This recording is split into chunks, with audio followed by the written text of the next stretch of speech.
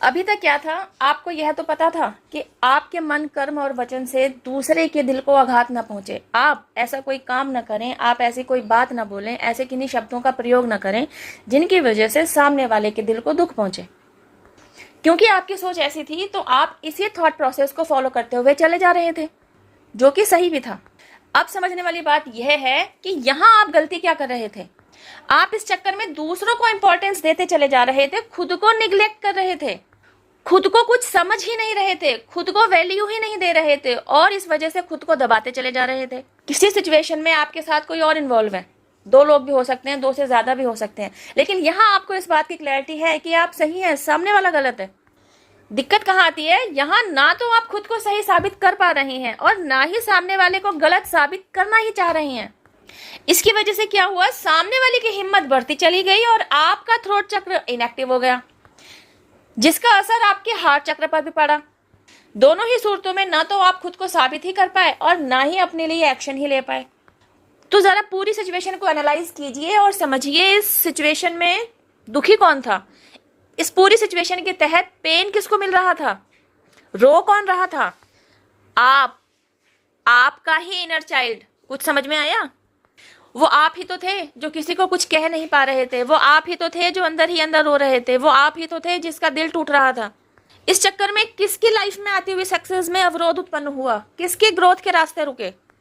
जी हाँ, आप। किसी का कुछ नहीं बिगड़ा, चालाक और धूर्त लोग आपसे आगे निकल गए और आप दिल के अच्छे होने के बावजूद, सच्चे, मासूम, प्योरिटी से भरे होने के बावजूद आप पीछे के पीछे रह गए। गाइज, यहाँ आपके द्वारा समझने वाली बात यह है कि जितना गुनहगार गलत करने वाला होता है ना, उतना ही गुनहगार गलत का साथ देने वाला या गलत को गलत ना कहने वाला भी होता है।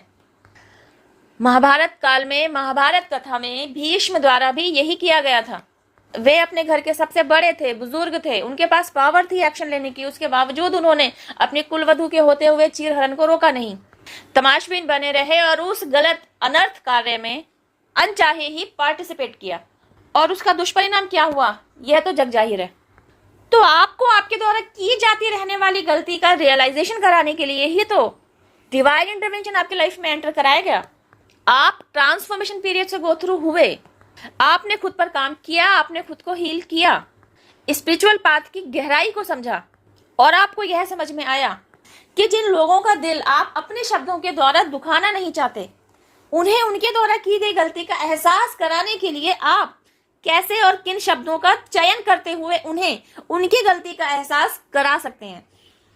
यह क्लैरिटी आपको मिली स्पिरिचुअल पाथ पर चल के। खुद पर काम करने के बाद, खुद को हील करने के बाद आपकी समझ बुद्धि जिस तरीके से विकसित हुई ना, आपने जिस मैच्योरिटी लेवल को गेन किया ना, उसने आपकी लाइफ में ड्रामेटिकली मैजिक क्रिएट कर दिया। जहां आप अपने साथ, खुद के साथ होते हुए अन्याय के अगेंस्ट स्टेप नहीं ले पा रहे थे, डर रहे थे, घबरा रहे थे, आपके अंदर स्ट्रेंथ नहीं थी, आपकी विल पावर स्ट्रांग नहीं थी, वहीं आपने जब खुद पर काम कर लिया ना, तब आपके अंदर ऐसी डिवाइन स्ट्रेंथ एंटर कराई गई जिसने आपको चपल और चालाक बना दिया, जिसने आपको शब्दों की कारीगरी से भर दिया। गाइस, यह शब्दों की कारीगरी ही तो है कि कड़वा बोलने वाले की चीनी नहीं बिकती और मीठा बोलने वाले की मिर्ची बिक जाती है। तो इस तरीके के शब्दों की कारीगरी का ज्ञान कराने के लिए ही तो डिवाइन इंटरवेंशन आपकी लाइफ में एंटर हुआ। तो स्पिरिचुअल पाथ पर चलते हुए आपने क्या किया, आपने सिचुएशंस को हाई पर्सपेक्टिव से एनालाइज करना सीखा, आपने उनके साथ स्मार्टली डील करना सीखा, दोस्त के रूप में शत्रुओं को पहचानना सीखा और ऐसे डिवाइन हेल्पर्स को भी ढूंढा जो निभा तो आपके साथ शत्रुता ही रहे थे, लेकिन एक्चुअली वो आपके वेल विशर थे और आपकी भलाई के लिए ही काम कर रहे थे। मतलब आप इतने पारखी हो गए कि नेगेटिविटी में आप पॉजिटिव अप्रोच को ढूंढने लगे और पॉजिटिविटी में आप नेगेटिव अप्रोच को ढूंढने में समर्थ हो गए। अब क्या हो रहा था, पहले जो आपसे जुड़े लोग आपको मैनिपुलेट कर लेते थे ना, आपको अपनी बातों में फंसा लेते थे और आपसे मीठा मीठा बोलकर अपने काम करवा लेते थे और फिर आपके ही कंधे पर बंदूक रखकर आपको बुरा भी बनवा देते थे। अब ये आलम था कि उनमें से कोई भी आपको मैनिपुलेट नहीं कर पा रहा था और ना ही उनमें से कोई भी यह जान पा रहा था कि एकाएक आपके अंदर यह पॉजिटिव बदलाव कैसे आ गया, एकाएक आप इतने स्ट्रेंथन कैसे बन गए, एकाएक आप इतने शक्तिवान कैसे हो गए, आपकी विल पावर स्ट्रांग कैसे हो गई, आपका इतना दिमाग कैसे चलने लग गया। आप जानते थे कि आपके साथ जो यह ड्रामेटिक चेंज आया ना, यह सिर्फ और सिर्फ डिवाइन गाइडेंस की वजह से था, डिवाइन इन्वॉल्वमेंट की वजह से था, स्पिरिचुअल पाथ पर चलने की वजह से था, आपने जो ईश्वर के सामने खुद को सरेंडर किया ना, उसी का ये मैजिक था कि सारे मिरेकल्स आपके साथ एक एक करके पेश आ रहे थे। गाइस, यही तो है भवंडर है जिसमें लोग उलझे रह जाते हैं। ना तो रिश्तों को निभाने की सच्चाई को समझ पाते हैं और ना ही इस बात को समझ पाते हैं कि रिश्ते निभाने भी हैं और उनमें फंसना भी नहीं है। मतलब पूरी जिंदगी भर वह ये नहीं समझ पाते कि यह एक माया नगरी है जिसमें आप आ रखे हैं। ऐसी माया नगरी जिसमें असलियत कुछ नहीं है, लेकिन जो टास्क आपको निभाने के लिए मिलेंगे ना, मतलब कहीं आपने बेटे का रोल निभाना है, कहीं आपने पति का रोल निभाना है, कहीं आपने बीवी का रोल निभाना है, कहीं आपने बेटी का रोल निभाना है, तो कहीं आपने माता पिता का रोल निभाना है, कहीं आपने ग्रैंडपा ग्रैंडमा का रोल निभाना है, कहीं आपने फ्रेंड का रोल निभाना है, कहीं आपने एक अच्छे पड़ोसी का रोल निभाना है। ये सब क्या है? यही तो है आपके द्वारा निभाए जाने वाले टास्क।